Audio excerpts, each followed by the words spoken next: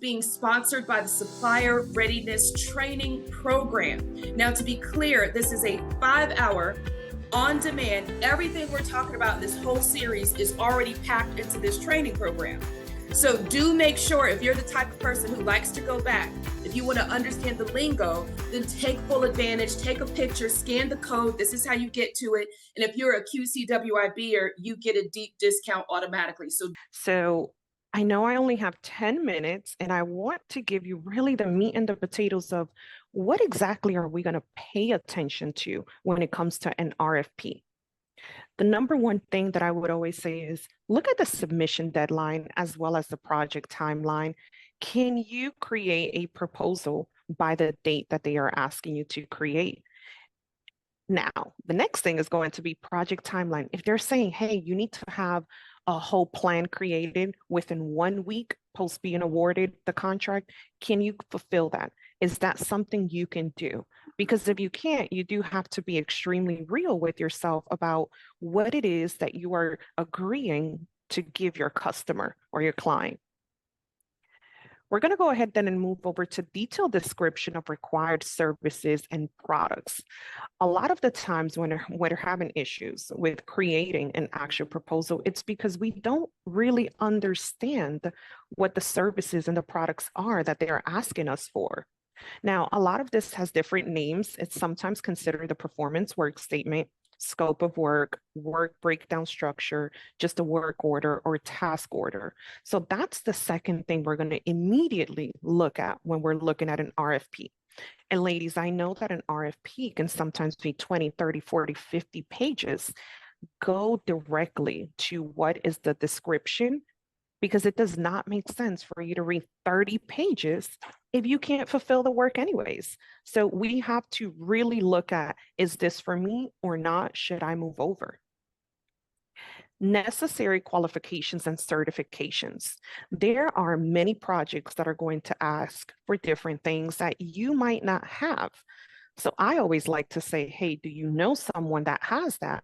Or can you get it in time that would be sufficient enough for you to submit that proposal? If the answer is no, then it's not going to be a project for you. This one is going to be really important. How will the proposals be assessed, scored, and what is the submission format? So this is really going to be called evaluation criteria. That's normally what they use in order to say, this is how we're going to evaluate you. We want you to do X, Y, and Z. Did you do X, Y, and Z? Did you identify everything that's being asked for? The submission format is probably one that I've had the hardest times with. And maybe you ladies also will experience this at some point. I'm a creative problem solver. I love doing things in a different way. Ladies, this is not creativity time. They tell you 12-point font. Stop using 13 because you think it's cute. Don't use 12.5. If they say Times New Roman, use Times New Roman. We're not using anything other than what they are asking for. I'm going to go ahead and take a quick stop. Dawn, are there any questions on the chat? First of all, these tips are amazing. Let me just tell you that. And no, the women are following. No, keep on going. They're all in. They're loving it and giving thumbs up. So yeah, you're good.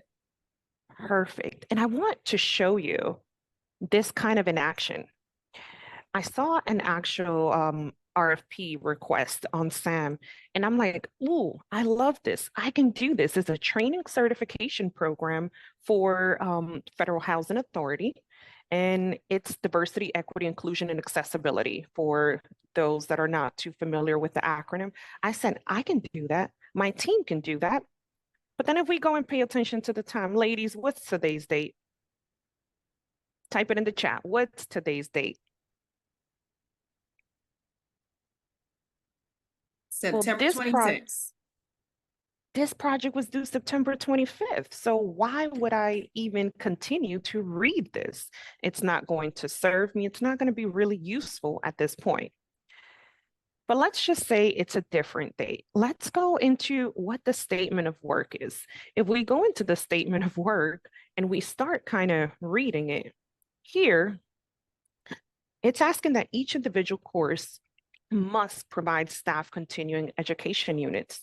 Usually that's a university or an accredited program that can provide that.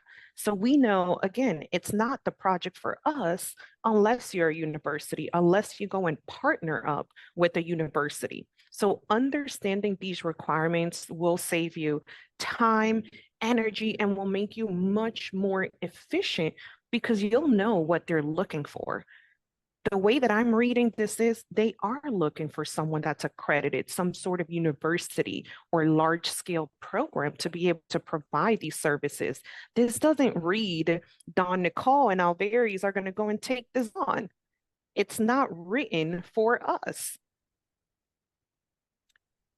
Now, if we go into the guidelines and requirements, we're able to read the evaluation and selection process.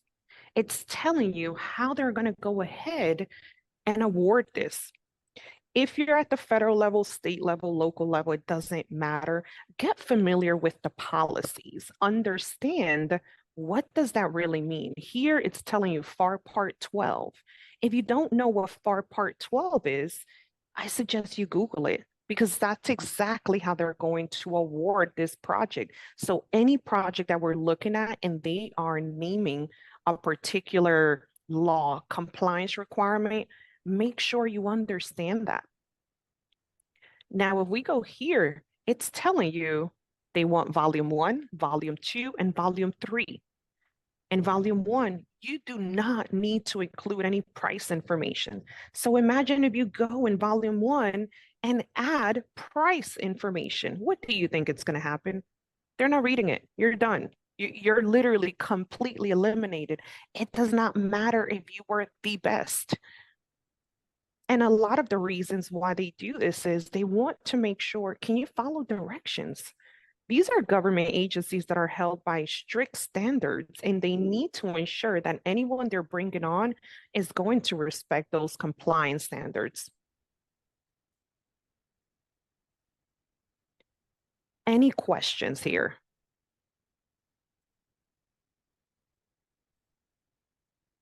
Okay.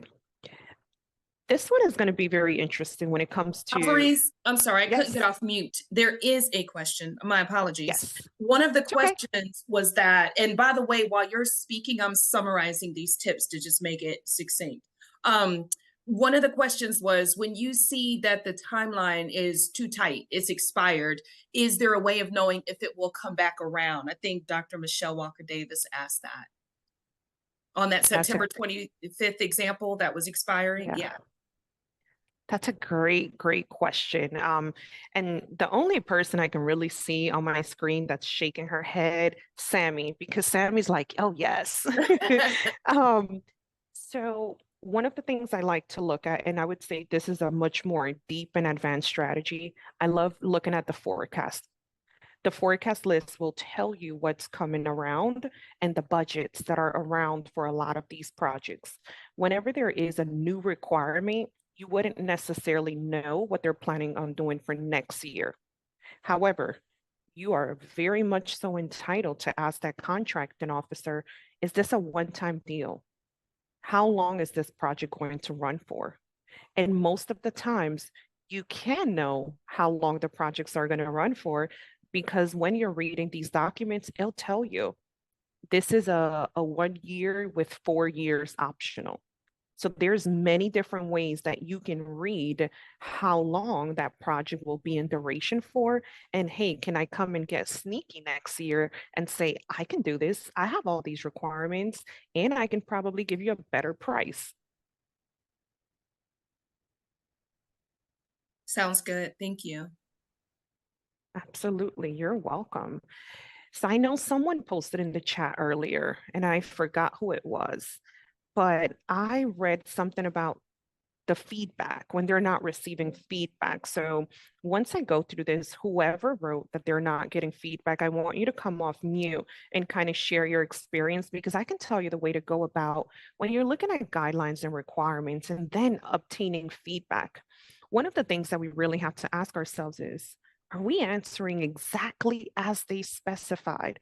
Or are we getting creative and saying, well, you want X and Y, but I can give you Z and the whole alphabet?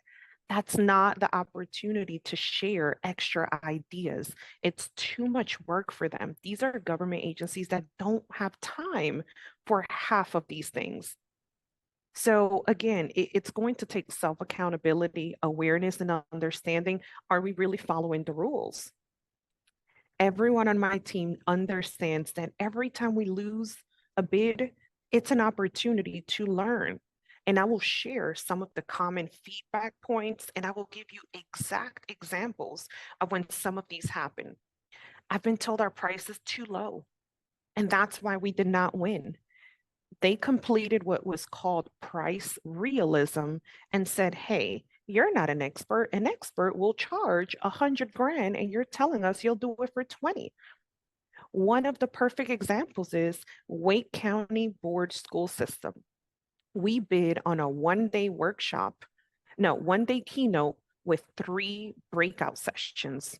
We bid at 12,500 because we're like, that's an amazing price. I mean, ladies, 12,500 for 1 day worth of work, amazing. We lost the bid, and our feedback was the person that won at 29,500 for that 1 day worth of work. And we're like, really? They're like, yes, the standard pricing is in the 20,000s, and real experts, this is what they're charging.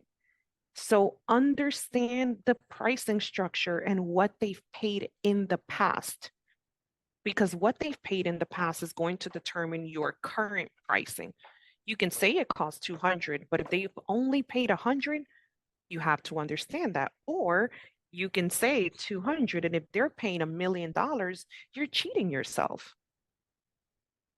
One of the other feedback we've received, price is too high. We bid on coaching sessions with the first we bid with the Army. And when we bid with the Army, our price was too low. When we bid with the Navy, our price was too high. So understand that everyone pays something different for that same service. It is not the same across the board because it's going to be dictated by the current budgets that they have. Font was not correct. I will own that because I felt very foolish that they did not read our proposal just because we didn't use the right font. And that's been real feedback that we've received. Now, these last two are going to be very interesting because a lot of the times they ask like, hey, give me a visual of your framework or your strategy. And we went ahead and wrote it down. Well, that's not what they asked for. So there were no visuals. And then there were some where we added visuals because we thought it was cute and they'll make them read it. But they clearly specified no visuals, only writing. Now, when it comes to obtaining this feedback, I want to know, and you can type it in the chat, and then Don can say, how are you asking for this feedback? Because all of the public procurement, once you lose a bid, you can reach out to the contracting officer, the program officer, and you can say, hey, thank you for your response. And I'm glad that there's been a successful bidder. You can go ahead and butter them up. And then say, however, in the future, I would like to do business with you. Can we have a formal debrief so that I can understand what were my misses? Ladies, if you're not doing this, you're leaving money on the table. We lost a, yes. I'm so sorry. I just had to, we're over time for the next, but this is really good information. I'm going to put your information in the chat. I'll let you finish wrapping, but I just wanted you to know we have 1 more minute left. Absolutely. So again, just make sure that you are asking for that. The last thing is really here. It's just where to find opportunities. We won't have to really speak too deep in this, but any county, agency, state, city, municipality that you're trying to reach out to, go on Google, insert whatever the name is along with the words procurement. You'll find their direct sites. And I gave you some sort of examples here of how you can start searching for this because there's a plethora of opportunities that are out there and you can search them. There's over 40,000 opportunities listed daily. So are you capitalizing on all of that? That was the actual last slide. I'll go ahead and share this presentation, but ladies, just follow directions. That's probably going to be the #1 thing that I can suggest because that's where you'll find out what they need, what they want from you, and the submission process. So again, thank you so much, ladies. Don will share my information. If you have additional questions, please feel free to reach out. Whoop, whoop. Let's see here. All right. Can we, oh, Zoom is totally different. All right, can you see my screen? See my Yes. big old face? Awesome. Okay, guys, so I'm gonna try to squeeze everything I know in 10 minutes, right? So yep, I'm Sammy Worthington, a co-founder of Emily Revolutionary Marketing Group. We are a full service digital marketing agency. I've had the business about 10 years. I started by myself with a totally different name, had no clue what I was doing, and grew it 3 years in. I had a massive book of business, but I had no clue what was happening. I was failing.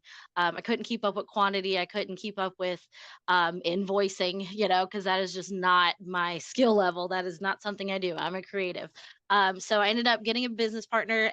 He came with tons of years of experience in the different sectors, retired military, all that fun jazz. So fast forward, now I've got a team of 12 and we are rocking and rolling. We do everything from small business mom and pops all the way up to federal contracting. So it's been a wild 5 years now, and a fast track. It was one of those things that I knew the hustle. I knew how to do the pushing and the grinding and going after the small business after small business. But I never even imagined hitting the contracting world. That was not something I was experienced in, nor had any mentorship in until I got a business partner. And so he said, "Hey, we can do this." I said, "All right, what do we do?" And 5 or 6 years ago, would have loved to have a QCWIB and this certification programs and all that, because it was one of those things you didn't know what you didn't know, right? And so we jumped into it. We started grabbing all of our certifications and we started building everything out. It was a slow process because we didn't know what certifications to get. We just knew we needed them. So we had to go from one website to another to figure it out. As we started doing this, we started bidding. We started going after everything. And when I say everything, I mean everything. Half time we couldn't do them, but we were like, yeah, we could do that, because we were trying to, just get in the game. And we started realizing that we were coming up flat. We were not getting anywhere. Fast forward a year or two, we started realizing we were kind of learning from the experience. Then we started placing second. We started placing third. We placed second again. We placed third again, but we couldn't quite get first. We couldn't win, and we didn't know why. So we started asking questions. Like Alvarez said, you have to ask questions. So we started asking questions. We learned we could ask questions. We started, can we see the winners? We started looking at the winners. Who were they? What were they? We realized they were seasoned. And that was kind of what pushed us back a little, was that we kept getting the feedback that we were too young. We weren't old enough of a company. We couldn't show our sustainability yet. But then we finally started getting to the table. As Dawn says, we were in the room and at the table. And my biggest disappointment was I had gotten to the table with the Columbia Riverbank Zoo. Y'all, it was the zoo. I was so excited. I was like, I'm going to get to take pictures of monkeys. Like, I was so excited. And we got all the way up to the room. We were standing in front of the president, in front of the marketing director. They were taking notes because they loved everything we were saying. Y'all, I was wearing cheetah print shoes and a giraffe shirt. Like, I was in the theme. I was there. And they loved it. And then we got a no. And it was one of the most what do you call it? Like disappointing, and I was discouraged from losing. And I was like, man, this is really hard. Well, then I'm gonna be really honest. I'm gonna set the tone. This is one of our taglines. We are very honest and open.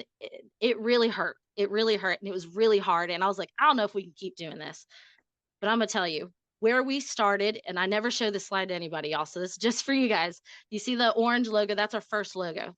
That was the very first one we came up with. And as we've morphed over the years, we've gotten to where we are now. But I will say, contracting is not instant. It took us now 6 years to find who we were. It's going to take you 6 years to really get there, because you have to be a seasoned company for the larger entities to know who you are. And I'm not saying you're not going to win any of the other things. I'm just saying it's a long game. It's not a short game. So as you go through this process, I want you to think about who you are, what you can do, and how you're going to get there. It wasn't until we won our first contract that it started to make a difference. We were 4 years in, we finally won, and things started changing. It was kind of like all of a sudden we were seasoned and everyone said we were open for business. Everyone gave us legitimacy. We could start really winning some stuff. So we started knocking out the process and refining our process, going through a lot of things Alvarez talked about, you know, making sure you're reading everything through, looking at everything, and it started fine tuning it. And as we started really working on what we were doing and how we were pitching, how we were bidding, the numbers started coming in, and we just started winning and winning and winning. And we still lose every once in a while, for sure. We still lose. We lose them here and there. But for the most part, we are fine tuning that process and we are winning. And it's made a massive difference for the company. I'm able to step out and do more of this thing. But I will still tell you, the one thing that I really needed to do to make this a reality is I had to know my strength and then hire for my weakness. I am not the contract for, right? I see you over there snapping. I don't write RFPs. I don't like reading. I don't like writing. That is not my forte. If they need someone to put together a portfolio, create a portfolio to show off our work, that is me all day long. But I hired a team that their whole focus is to go find them, source them, write them, edit them. That's the white jacket over there. That is my editor. Edit them and then send them off. And then, you know, I get to look at the bids. I get to help build the pricing quote, kind of what the service is, scope out the project. But for the most part, I have a dedicated team that is doing this for us. And that made a big difference, so that I can go to the pitch meetings and sell us, but they're writing that paperwork, because that is not what I do. So hire for your weaknesses. So after a year of doing this and a year of applying, we finally won the big one, right? Like, we got the big one. And y'all, I'm not kidding, from the date that they put out the RFP to the date that we started the project, not even just winning the project, to actually start the project, it took a year. So this is what I mean by it's not going to be instant. You're going to win bids. Don't get me wrong. You're going to find those projects and you're going to win them. But for the big ones, it's going to take you a little bit. So don't get discouraged. Just keep moving. So I do want to get into the meat and potatoes of things. And I see we use the same question mark graphic, which I love. But when you start this process, before you start this process, here are the 4 to 5 things that you've got to ask yourself.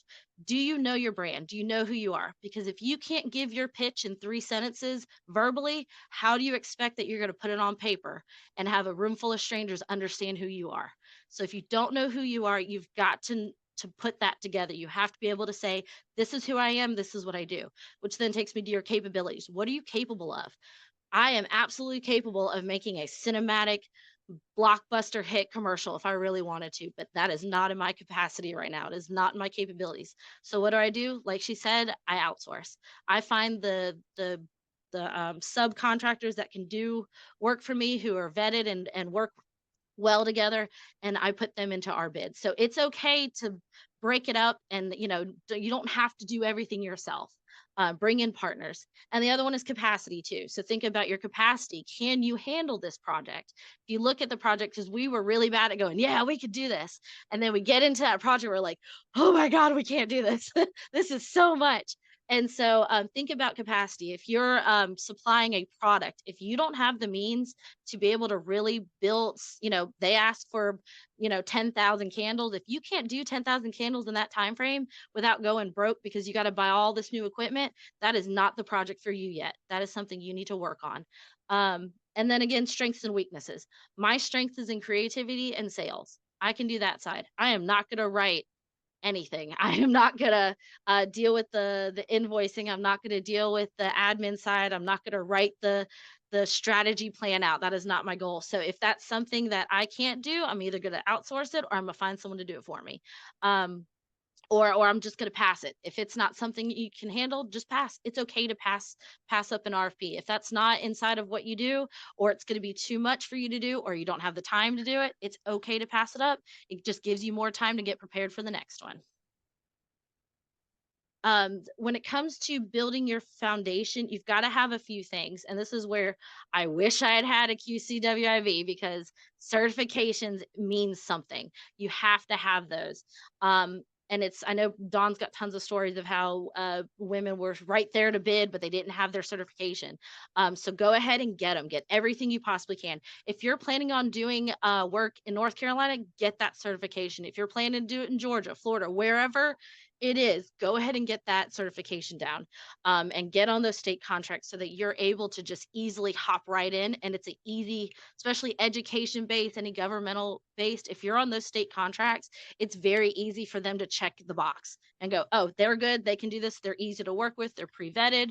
It's an easy one. So you don't have to go through all the hoops and stuff. You've already done that. So make sure your foundation is set. Knowing that in mind, you can easily jump into an RFP and bid without having to worry or rush or stress or waste money. So finding the opportunities, everyone knows sam.gov. Pretty much if you look at the portals, you look at the different governmental websites, network at different conference and stuff. I will say the one thing that we like to do is if you do anything like procurement, link. So if you do procurement, South Carolina, procurement, North Carolina, Georgia, blah, blah, blah, whatever it is, their websites are free. You can go on their website and pull all of the different ones you want to find, and you can see where you fit in there and go after them. You could do some of the paid services like the Bid Net Direct. Those are just one of those where you can get in there and you pay for it if you've got the money, and it pulls everything to one spot. So it's easy to search that way. So there's a couple different routes, but if you have the time to put the legwork in, go after those different procurement sites. It's going to be do your research essentially. One, I guess, tip or trick I like to do is we like to go to very niche conferences.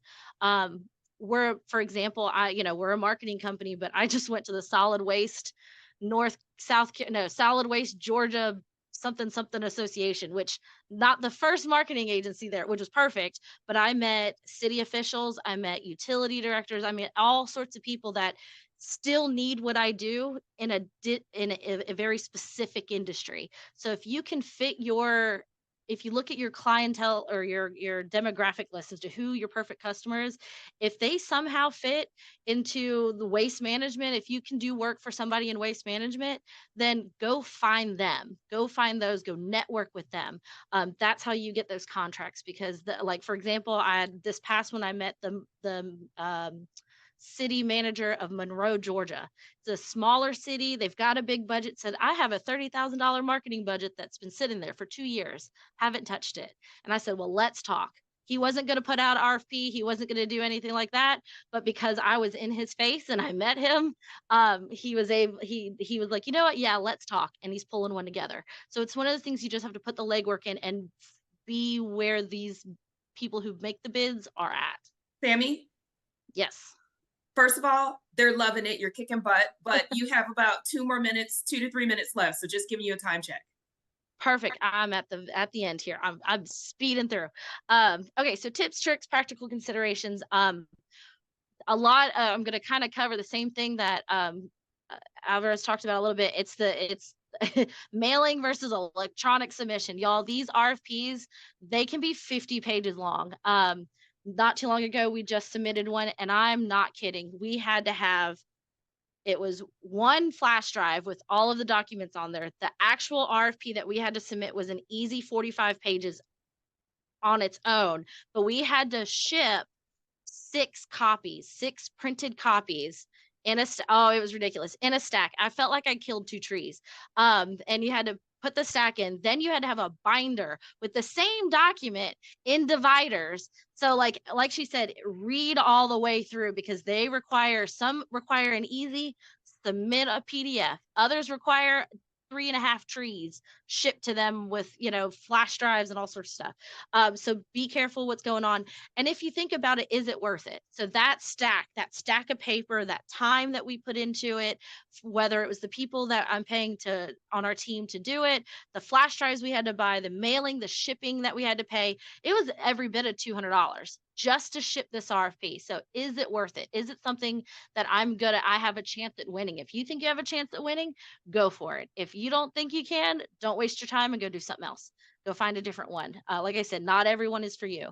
And like she said, my other big one is ask questions. We didn't know this at the beginning. I wish I had, but you are more than welcome to ask them questions, even inside during the bidding process, during the time to be able to submit. You can ask questions. Sometimes they will answer. 9 times out of 10, they're going to answer. They might be very vague in their answer, but they'll answer you. Keep checking the portal, because they're not going to tell you When things change, you have to keep up with that. On top of that, you also have to watch out for changes in dates. Sometimes they'll extend the deadline. Sometimes you can ask for an extension. So it really just depends on kind of the bid that you're going after and what it is. But don't be afraid to ask questions. And then on the other side, I think Georgie in the comments was asking about getting feedback. A lot of times they're not required to answer you. If you butter them up, like she said, sometimes they will easily answer you and give you all sorts of feedback. But you can ask for that winning bid, and you can ask to see. They might not show the pricing, but they're going to show kind of like what their offering was. And some of that you might not get your feedback directly from them, but you can look at the winning proposal and see the difference between yours. You can sit and compare and contrast, and that's something we had to do. Some of them don't want visuals. Marketing wise, when we do bids, we always have to have visuals. We started realizing we just weren't polished enough. We needed to be way more polished, less text, more pretty. So it was one of those things that we started comparing ourselves. And it was kind of wild because we were comparing ourselves to these really big companies, these really seasoned companies, and my little 12-person team. But we matched them, and now we're winning. So it's one of the things you just have to put that legwork in. And the biggest thing, my admin wanted me to put this on 4 different slides for you to memorize it, but read carefully through it. Sometimes the requirements are hidden somewhere in that RFP that are like, you need 10 years experience, and then you're automatically disqualified. So just make sure you read all the way through this proposals, so that you know that you can either go after it or you're going to waste your time on it. So be very cautious. And then here's just some quick takeaways. Don't stop. It's gonna be a tough process. It's gonna be discouraging, but eventually you're going to knock it out of the park. Know your worth, which is another one she touched on, is make sure you are bidding to the standard of pricing. We were underbidding like crazy, and we looked cheap. And and I'm a frugal person because I was like, there's no way we're worth $50,000. Well, sure enough, we were worth 250 at one point. So it was really cool to see that change, but just know who you are and know your worth. Do your homework, do your research, ask your questions, get certified, and then don't stop learning. Keep coming to these type of calls, keep coming to the workshops. Educate yourself because no one else is going to do it for you. Educate for yourself, learn how to do this. And you can make it, ladies. You can do this. So last little shameless plug, if you want to save my contact and talk more, I'm happy to talk with you. If you want to become a member, here's a link as well. You can scan that. Ladies, thank you so much for your time. I know I rushed through that, but if anyone has any questions, please feel free to give me a call. Talk about how do you still save face, finance that contract that you won so you can pay your people and you don't have to deplete your bank account. Gerald, the floor is yours. Thank you so much, and I appreciate you. First thing I'd like to do, ladies, is acknowledge Phil Bell, who's a member of my team, who's also providing the presentation support. But in a nutshell, and what I'm going to do today is something a little bit different. I'm going to start at the end and work backwards. Okay, and the first couple of points I'm going to make, and Phil, I don't mean that literally. Just let's just stay on that first on that first slide. But in a nutshell, I'm going to summarize what we do in basically 1 or 2 sentences. Okay, if you have a contract or a purchase order, or if you have the ability to secure a contract or a purchase order and you need funding, we may be able to help. Bottom line, that's what we do. We've been doing that for a long time, and we work with all kinds of companies. But I want to start by making a couple points here that are not on any of the slides. I think that will be beneficial, and that's the two major benefits from contract financing. The first is use financing as a selling tool.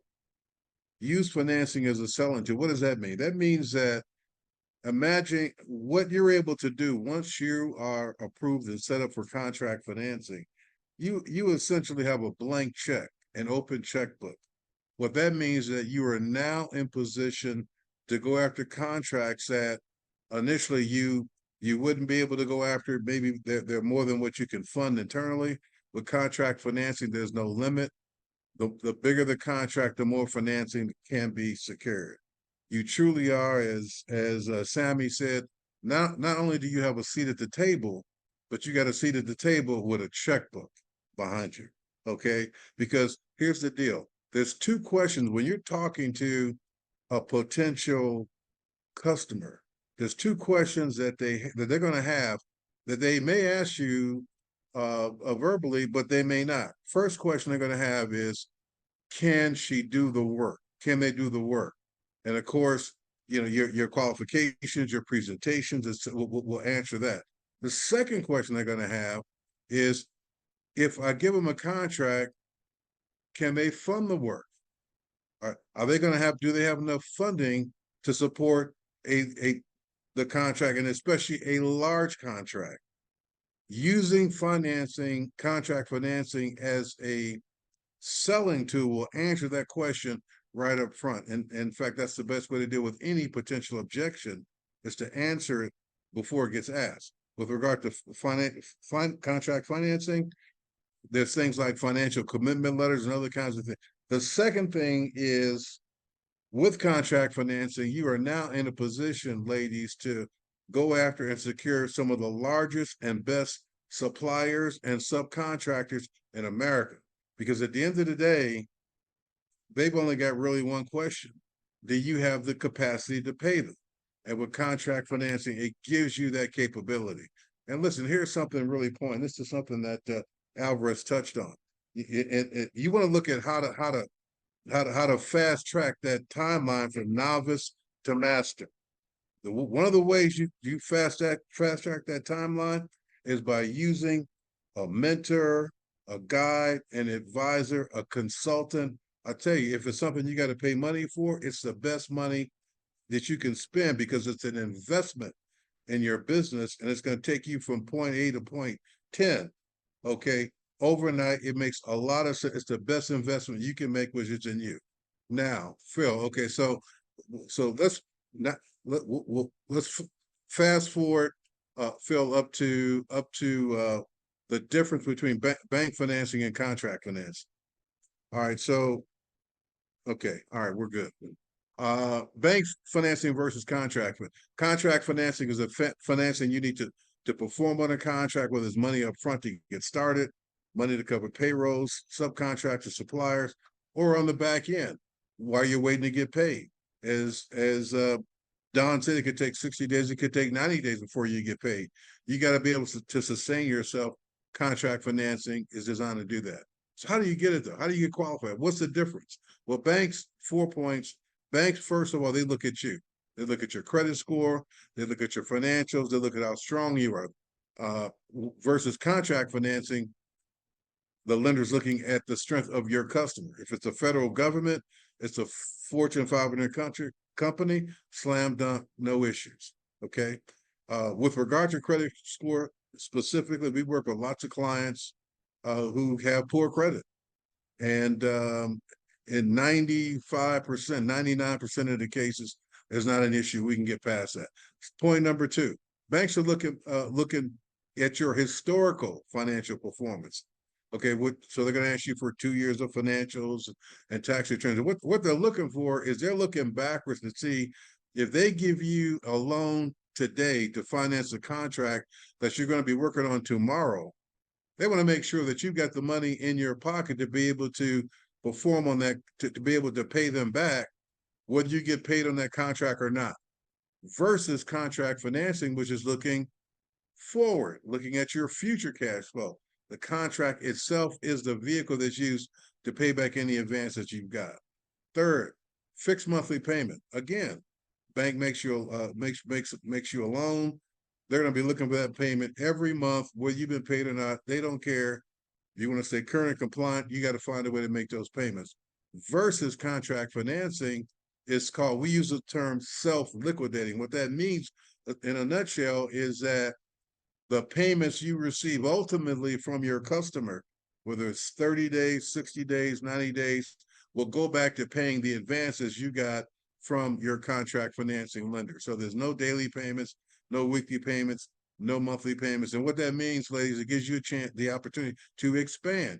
You can have multiple contracts being funded at the same time. Last but not least, even if you are successful in securing a line of credit at the bank, and it's a good idea if you can, for operating expenses, but not designed for growth. Because what happens is once you have secured that line, and you get another contract, you go to the bank, you'll ask if they can expand it. They can't, because they're going to tell you got to wait for your next annual review or some such thing. Plus, you're going to have to meet their financial performance requirements, which they all have. Contract financing is the exact opposite. It can be increased anytime. Again, we use the word elastic. It can be increased with new contract awards. Okay, so we're going to fast forward now, Phil, to the top 10 reasons. And as we're talking about the top 10 reasons, I'm just going to mention this. The three areas that are the most popular, that we do the most financing for our clients. One is payroll finance. Again, you got a contract. It's a services contract. You got to pay your people every week. Or every 2 weeks. In fact, I was talking to a client this morning, right before this call. Woman-owned business. They have a construction division. They've got great contracts with Miami, city of Miami. It's being expanded with the county. It's being expanded. They won't get paid. They got to provide a service every day. They got payroll every 2 weeks, but they won't get paid for 90 days. Contract financing is designed to cover that. One of the biggest things we do is we call it contract payroll funding. The second is suppliers. Let's say you provide a product, okay? A product either you're making it yourself, or you're having it made for you, or you're buying it off the shelf from a supplier. But the challenge is that supplier wants to be paid up front. Maybe they need a deposit. Maybe they need to be paid on delivery, or maybe they give you a limited amount of credit, but you got to find a way to cover the rest. Contract financing will provide financing to pay your suppliers up front, whatever the payment terms are, because again, they don't care who pays them as long as they're getting paid by a reputable source. That's the second thing. The third thing that we do a lot of financing for is revolving contract lines of credit. Revolving contract lines of credit work very well because they give you what we call contract working capital to perform as you're going through the process, whether it's covering payrolls, suppliers, subcontractors, vendors, whatever it is. Okay. Now, top 10 things you must know. All right. The first is, we call it request day one. And these are things that while there is a difference between the bidding on commercial jobs versus bidding on government jobs, some of these points can apply to both. Okay. Mobilization funding. Let's say you got a large contract and you need money up front to get started, to mobilize that contract. Contract financing can accomplish that. Lots of ways to do it. A mobilization invoice is one, because we can fund against that mobilization invoice. Second, bill your financing costs into your bids.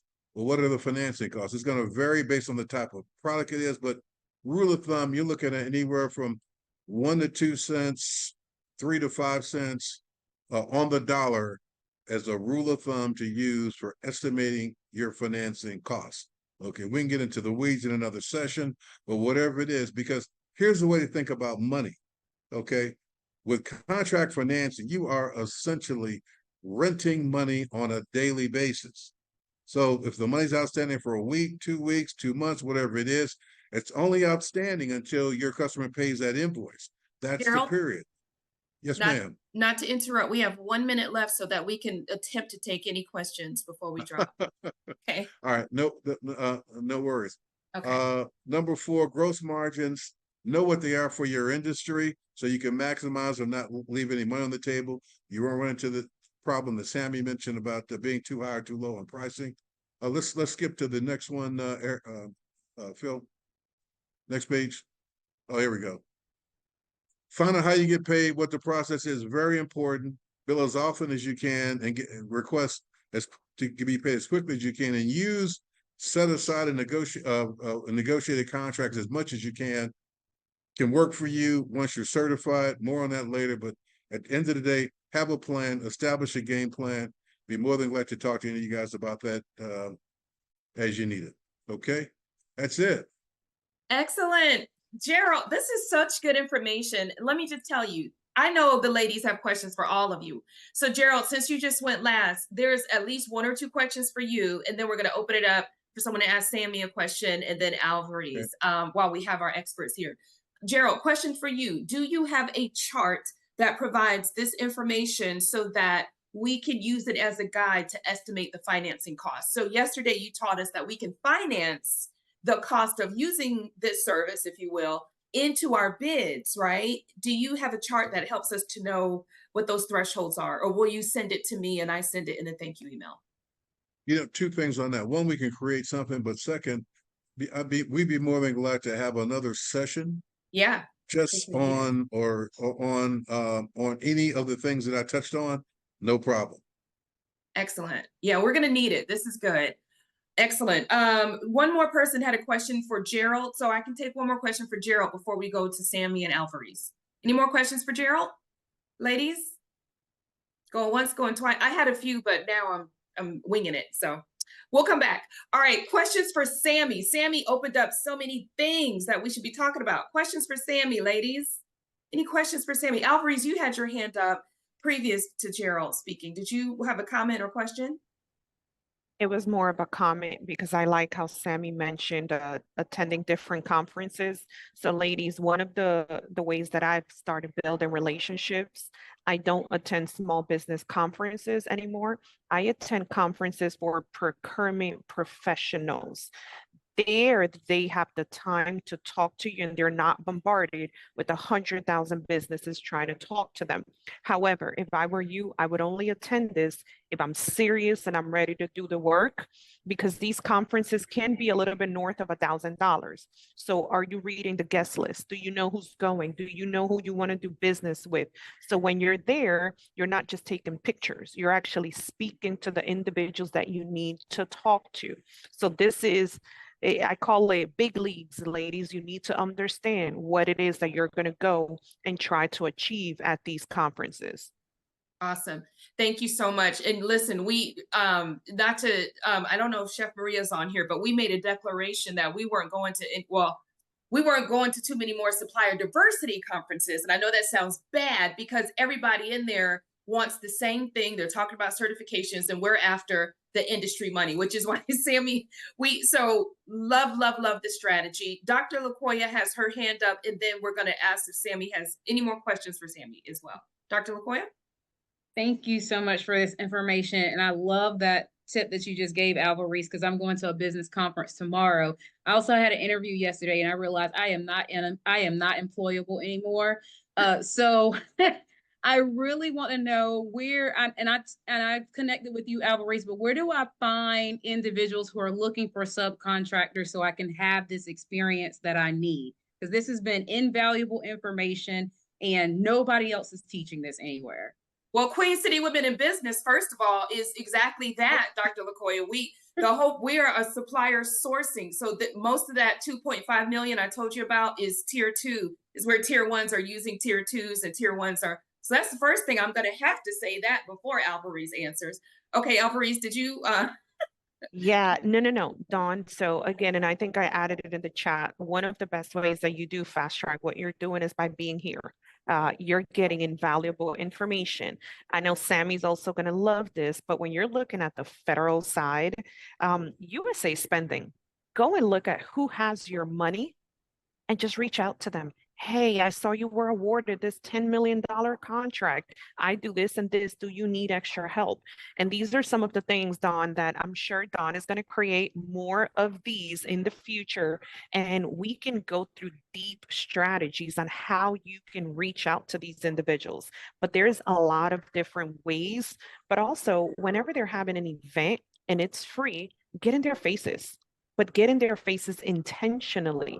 By the time, Dr. LaKoya, you're in their face so much, they're going to be so annoyed that they're just going to give you a contract because it's like, please get out my face. And it's happened before. And I know it sounds awful to say that, but no one is coming to save us. We have to save ourselves. And we do that by being there, being active, and being prepared. What Gerald spoke about is so important because I've had a time when they wanted to award something, and I'm like, I don't have $500,000 to do this. So you have to be prepared in every single aspect so that when the time comes, it's like preparation meets opportunity. Mhm. Absolutely. This is good. And we can keep going. So two things.